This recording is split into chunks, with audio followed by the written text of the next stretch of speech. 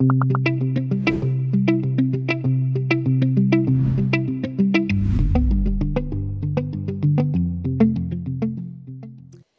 going to show you how to work with one of my most favorite ingredients, which is called buckwheat, and I'm going to show you how to sprout it and give you all the information on why I love to use this ingredient. So buckwheat is actually a pseudo grain. It is a seed. It's gluten-free. I have a lot of people messaging me and asking me, hey, I can't eat buckwheat. I'm gluten-free, grain-free. Well, buckwheat then is for you because I also eat 100% gluten-free. So it is a gluten-free pseudo grain that is a seed. It has so many health benefits, super high in nutrition.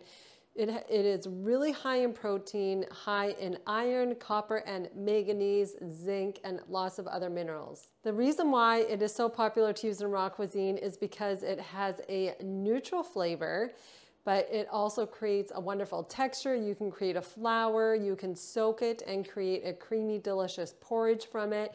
You can use it in granola. I use it in a lot of my raw breads and my crusts. I mean, there's just so many things you can use it in raw cuisine for, and it's very versatile. So there's two different kinds of buckwheat that you can buy, and you can get regular raw buckwheat groats, which is what we use in raw cuisine and which is what we use in my recipes and what you use to sprout.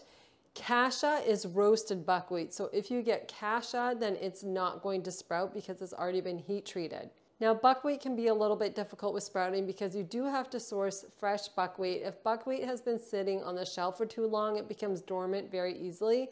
You can also store it in the freezer to give it a longer shelf life. So I'm going to show you the difference between one that has been sitting on my shelf for a long time and one that is really fresh. So you can see I have two out in front of me here, and these are both buckwheat groats.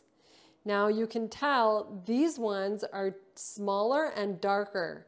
These ones are a little bit larger and also lighter in color. So these ones are fresh. The lighter colored, darker ones are the ones that are going to sprout. These are not going to sprout. And I know that because I actually did try the other day to sprout these ones and they did not. These I just got a fresh batch in.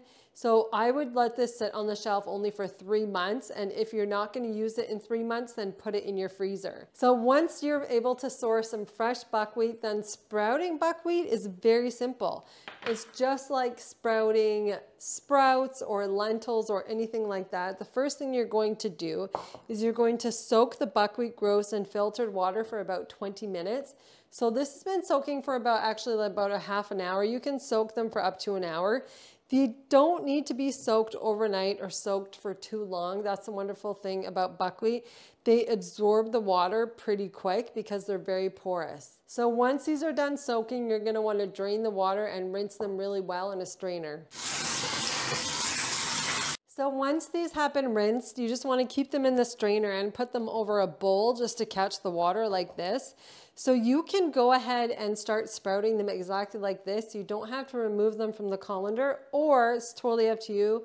You can use a traditional sprouting jar as well. So in this case, I'm going to just leave them in the colander like this over the bowl. And I like to just cover it with a tea towel. And I just set this aside at room temperature. And you're going to want to rinse the buckwheat groats 2 to 3 times a day. If it is summer, rinse them 3 times a day if it's really warm in your place. If it's winter, you can get away with just rinsing them twice a day. So you'll notice in the summer when it's really warm, they're going to sprout quickly. They will sprout in about 18 to 24 hours and then they're going to be ready. In winter, they do take a little bit longer, so they'll probably take about 2 days for me here because it is going into fall winter right now. So I'm going to set this aside, let them sprout, and we'll come back and see what they look like when they're done.